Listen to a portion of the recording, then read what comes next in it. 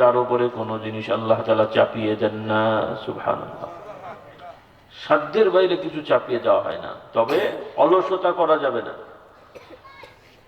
আপনি যদি অলসতা করে বলেন যে এখন আমার কষ্ট হচ্ছে, নামাজ পড়বো না, অলসতা করে, এটা চলবে? অলসতা করে যদি বলেন আমি রোজা রাখবো না, চলবে? হ্যাঁ, যদি আপনি রোজা রাখতে যে বড় ধরনের ক্ষতি হয় বা খুব বেশি কষ্ট হচ্ছে, অজ্ঞান হয়ে যাওয়ার সম্ভাবনা বা মানে দুর্বল হয়ে যাচ্ছেন, সেক্ষেত্রে বিকল্প ব্যবস্থা আছে। নামাজ দাঁড়িয়ে রুকু সেজদা করতে না পারলে, বেশি কষ্ট হলে বসে পড়ার নিয়ম আছে। ফ্লোরে নিচে মাটিতে বসা, না পারলে চুলে বসা, না পারলে চেয়ারে বসা, না পারলে শুয়ে নামাজ পড়া, ফরজটা আদায় করতে হবে। এভাবে হজ, এভাবে অন্যান্য বিধান সাধ্য অনুযায়ী। কিন্তু অলসতা করে বাদ দিলে অপরাধ হবে। আর সামর্থ্যের বাইরে, সাধ্যের বাইরে যদি থাকে পালন, মানে সাধ্য অনুযায়ী পালন করা যাচ্ছে না, কঠিন হয়ে গেছে, আল্লাহ তাআলা কোনো শাস্তি দেবেন না, বরং ক্ষমা করে দেন। বলুন সুবহানাল্লাহ।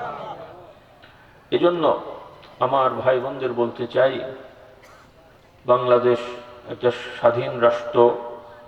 নাগরিকদের শতকরা 90% মানুষ, আমভাবে শতকরা 90% মুসলমান। আপনাদের দেশেও মাশাআল্লাহ অনেকটাই আছে। এই অঞ্চলে কত হবে ধারণা আছে আপনাদের? আশপাশে কিছু অমুসলিম আছে? কিছু তো আছে। কত হবে? 10 ভাগ না 9 ভাগ না 8 ভাগ? হ্যাঁ, 5। মানে শতকরা কত পার্সেন্ট? গড় তো 10, এখানেও কি 10? আচ্ছা, যাই হোক, আছে আর কি।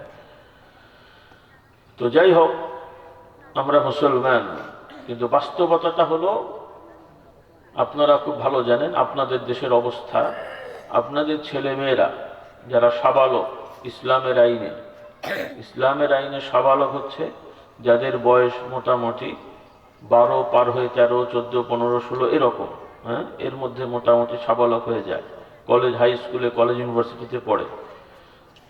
তো এইরকম সাবালক ছেলে মেয়েদের মধ্যে আপনাদের এলাকার কি অবস্থা? নামাজি বেশি না বেনামাজি বেশি? পর্দা পশিদা, মানে পর্দা, ইসলামের পর্দা মেনে চলা নারী পুরুষ বেশি না বাদ দেওয়া মানুষ বেশি? হ্যাঁ। এরপরে অন্যান্য যারা ব্যবসা করে, সততার সহিত ব্যবসা করার লোক বেশি না ফাঁকি দেওয়ার লোক বেশি?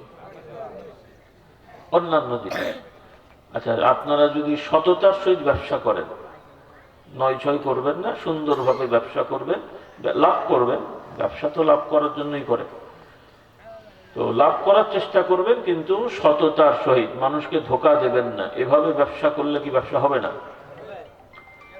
আপনাদের যে সম্পত্তি বাবা মা রেখে গেছেন, আপনারা যদি সুন্দরভাবে ভাই বোন আত্মীয় স্বজন, মানে যে যেটা পায় ঠিক মতো দিয়ে দেন বা নিয়ে নেন, তাতে কি আপনারা না খেয়ে মরে যাবেন?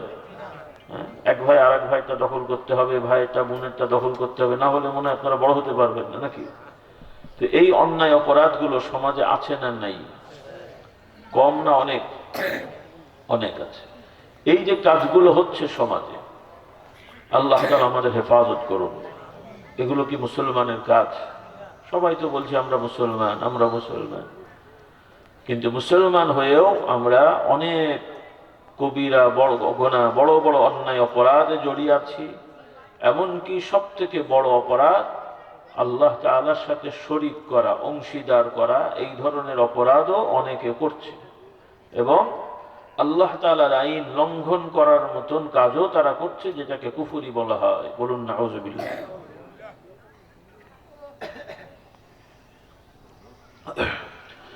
তো আমার ভাই বোনেরা, যে কথাটা আমি বলতে চাচ্ছিলাম সংক্ষেপে, আল্লাহ তাআলা আমাদেরকে ঈমান দান করেছেন। আসুন আমার ভাই বোন সবাইকে বলছি, সবাই জানি যে কোনো মুহূর্তে যে কোনো জায়গায় আমাদের মৃত্যু হবে, এটা না জানার কেউ না। কিন্তু আমাদের প্রস্তুতি নিতে হবে। এটা কঠিন নয়, কোটি কোটি লাখ লাখ টাকা লাগবে না, শুধু একটু ইচ্ছা লাগবে, একটু সময় দিতে হবে। রাজি আছি ইনশাআল্লাহ? যদি করা যায়, দুনিয়া তো শেষ হবেই। দুনিয়ার সব মানুষ কি আর প্রেসিডেন্ট হবে? বাংলাদেশ সহ পৃথিবীর যে কোনো রাষ্ট্রই হোক, প্রেসিডেন্ট কয়জন হয় একটা রাষ্ট্রের? প্রধানমন্ত্রী কয়টা হয়? প্রধান বিচারপতি কয়টা হয়? সেনা প্রধান, নৌ প্রধান বা প্রশাসনিক কয়জন হয় রে বাবা? কাজেই মানুষের চাহিদা তো অনেকের থাকে, কয়জন হবে? এই যে দীর্ঘ 16-17 বছর, বা এই যে বাংলাদেশ হওয়া থেকে নিয়ে, ভারত থেকে পাকিস্তান হওয়া থেকে নিয়ে বিভিন্ন দল ঝগড়াঝাটি মারামারি শেষ পর্যন্ত যুদ্ধ করে আলাদা হওয়া, এই সব কিন্তু লোভ লালসার জন্য হচ্ছে। হ্যাঁ, এখনো সেই একই কারবার হচ্ছে। আল্লাহ তাআলা আমাদেরকে দুনিয়ার লোভ থেকে দূরে থাকার তৌফিক দেন। এই যে বহু দল, অনেক দল হবে, ক্যান্ডিডেট হবে, আমি বলি আমি হব, আরেকজন বলে আমি হব, সাধারণ বলেন, আলেম ওলামা হুজুর বলেন, শুধু দল আর দল। এটা কোনো ভালো নিয়ম হচ্ছে না। আল্লাহ তাআলা আমাদেরকে হেদায়েত দান করুন। হ্যাঁ, সমাজ চলার জন্য কাউকে না কাউকে দায়িত্ব দিতে হবে, নিতে হবে, এটা ঠিক আছে। কিন্তু দায়িত্ব নেওয়ার জন্য যদি আমরা পাগল হয়ে যাই, আর আপনার আমার মতন আরেকজনকে মানে আমি আমার পছন্দের মতোই হতে হবে এরকম দাবি করতে থাকি, সমাজে যেটা হচ্ছে আরো বাড়তে থাকবে। কাজে এটা ইসলাম, মুসলমানের নিয়ম এটা না। এগুলো অমুসলিমরা আমাদের মাথার মধ্যে এই বিষগুলো ঢুকিয়ে দিয়ে গেছে। ব্রিটিশরা এই দেশ থেকে চলে গেছে ঠিকই, কিন্তু আমাদের মাথায় তাদের এই শয়তানি বুদ্ধিগুলো ঢুকিয়ে দিয়ে গেছে। আমরা ওই শয়তানি বুদ্ধি থেকে বের হয়ে আল্লাহর নবীর আদর্শের দিকে যেতে পারছি না। আল্লাহ তাআলা আমাদেরকে হেদায়েত দান করুন, বলুন আল্লাহুম্মা আমিন। তো আমার ভাই বোনেরা, দুনিয়ার মানুষ বিভিন্ন পেশাজীবী হবে, এটা আল্লাহ তাআলার বিধান। সবাই এক পেশার হয় না। আল্লাহর নবীগণ যারা ছিলেন তারাও সব এক পেশার ছিলেন না, বিভিন্ন সামাজিক পেশাজীবী নবীগণ ছিলেন। তবে আল্লাহ তাআলা দুনিয়ার বিষয়টা আমাদের শিক্ষা দিয়েছেন, তিনি আমাদের দুনিয়ায় পাঠিয়েছেন। খেতে হবে, ঘুমাতে হবে, ঘর সংসার করতে হবে, ব্যবসা করতে হবে, রাজত্ব করতে হবে, সবই আল্লাহর বিধান। কিন্তু এই সব কাজ যদি আমরা আল্লাহর আইন মেনে চলি, তাহলে আল্লাহ তাআলা দুনিয়াতেও আমাদেরকে শান্তি দেবেন, আর মৃত্যুর সাথে সাথে আপনার আমার জন্য আল্লাহ তাআলা ফেরেশতাদের মারফতে জান্নাতের সুসংবাদ দান করবেন, এবং কবরগুলো হাসরের আগ পর্যন্ত জান্নাতের টুকরা হিসেবে নির্ধারণ করে দেবেন। সুবহানাল্লাহ। এই জন্য আমার ভাই বোনেরা, আল্লাহর পথে আসেন, একটু ইসলামকে বোঝার চেষ্টা করেন। আবার কবে মাহফিল হবে জানি না, অন্তত আজকের এই মাহফিলে যারা আমার যুবক ছাত্ররা আছো, ভাই বোনেরা আছেন, আপনারা উদ্যোগ নিয়ে ফেলেন যে বছর প্রায় শেষ, ফাইনাল পরীক্ষা তো শুরু হয়ে গেছে না, তারপরে নতুন বছর জানুয়ারি থেকে শুরু হবে।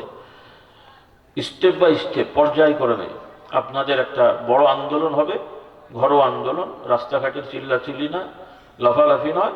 আপনারা ভেতর ভেতরে একটা সিদ্ধান্ত নিয়ে ফেলেন, আমাদের প্রত্যেকের ছেলে মেয়ে যারা দাদা নানি আছেন, আপনারাও চিন্তা করেন, আমাদের প্রত্যেকের নাতি পোতা যারা ছাত্র, এদেরকে অবশ্যই আমরা সহি শুদ্ধ করে সুন্দর করে কোরআন শেখাবো, পড়াবো, বলি ইনশাআল্লাহ।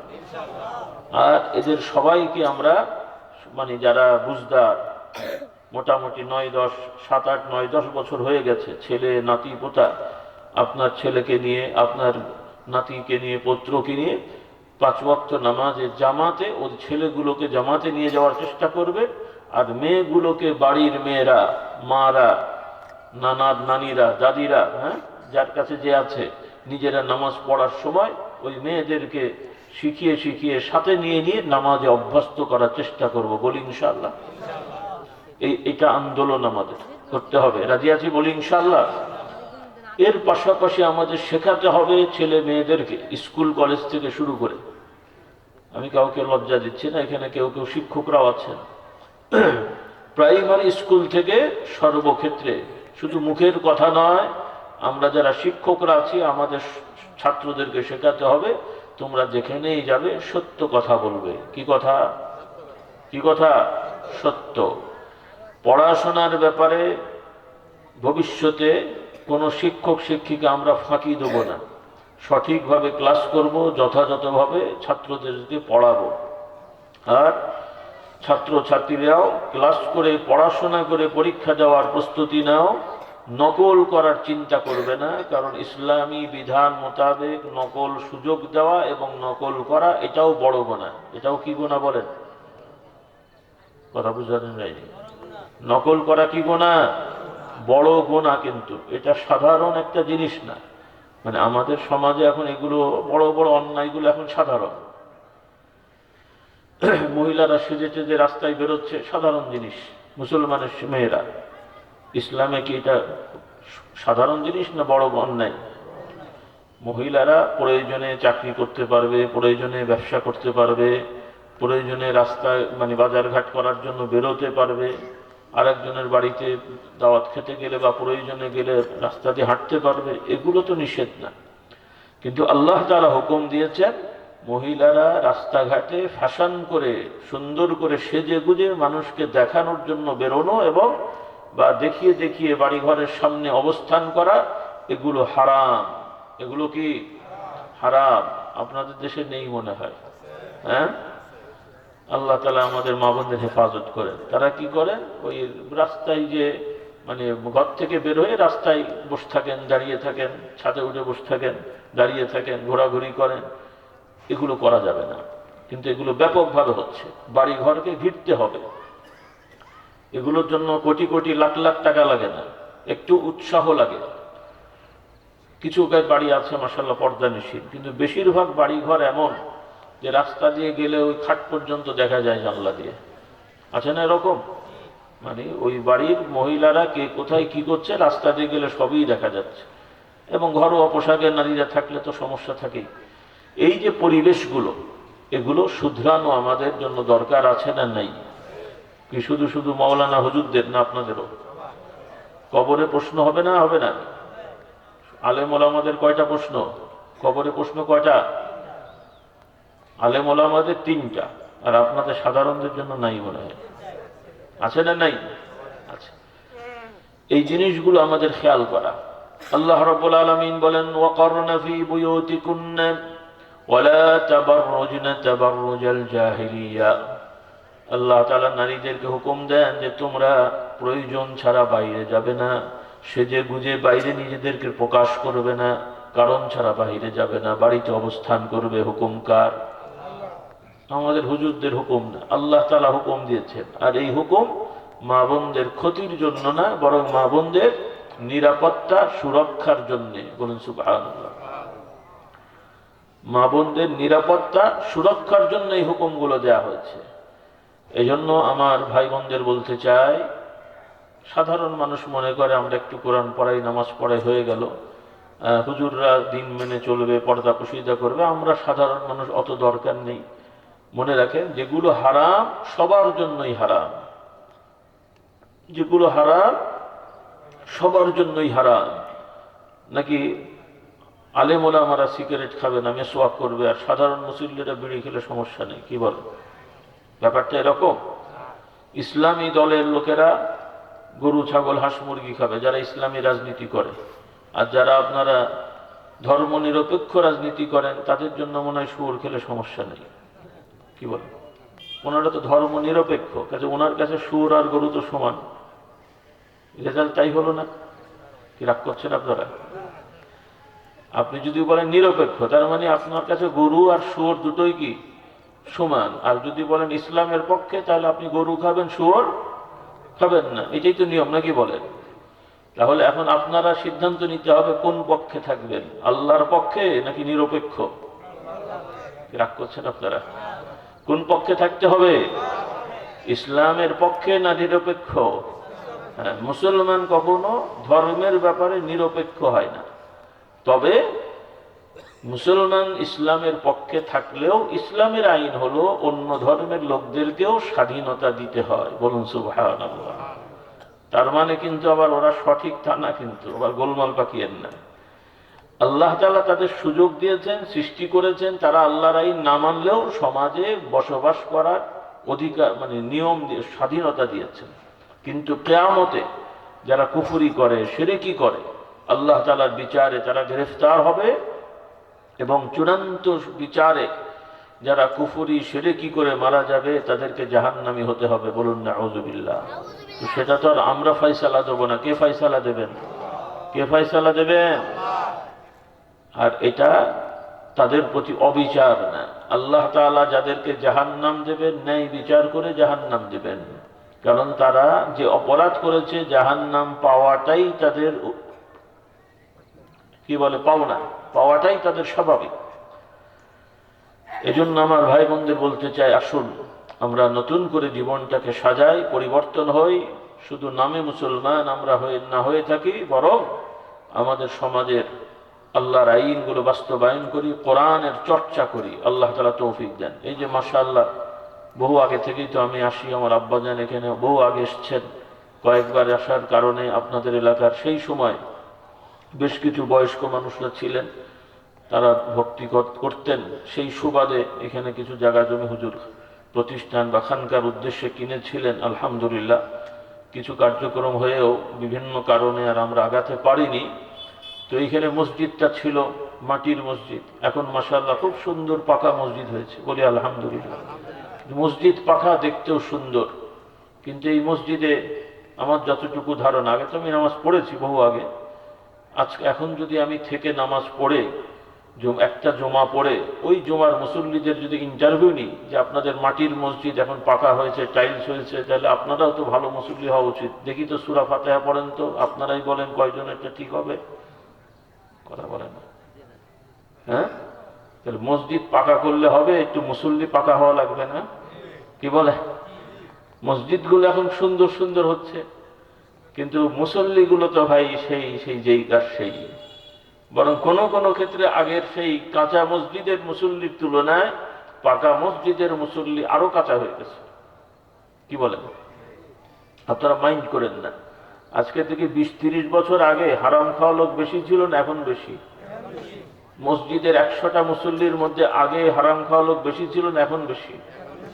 তাহলে কোনটা হলো বলেন? মসজিদ পাকা হলো কিন্তু হারামখোর মুসল্লি বেড়ে গেল।